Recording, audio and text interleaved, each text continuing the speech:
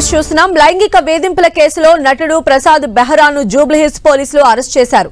తనను లైంగికంగా వేధించినట్లు ఓ యువతి పోలీసులకు ఫిర్యాదు చేసింది.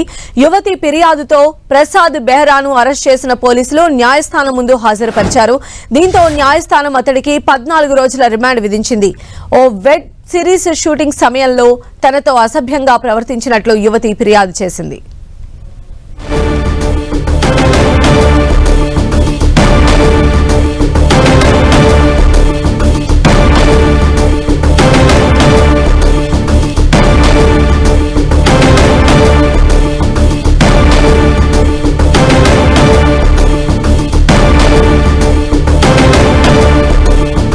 లైంగిక వేధింపుల కేసులో నటుడు ప్రసాద్ బెహరాను జూబ్లీహిల్స్ పోలీసులు అరెస్ట్ చేశారు.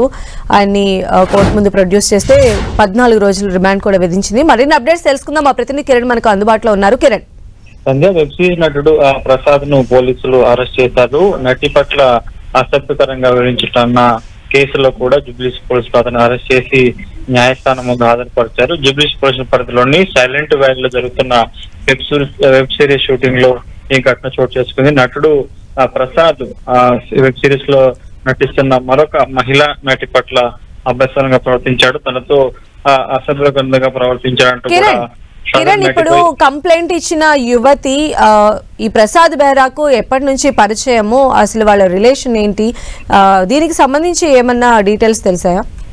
సంధ్య, ఇద్దరు కలిసి కూడా ఒక వెబ్ సిరీస్ లో గత కొంతకాలంగా పనిచేస్తున్నారు.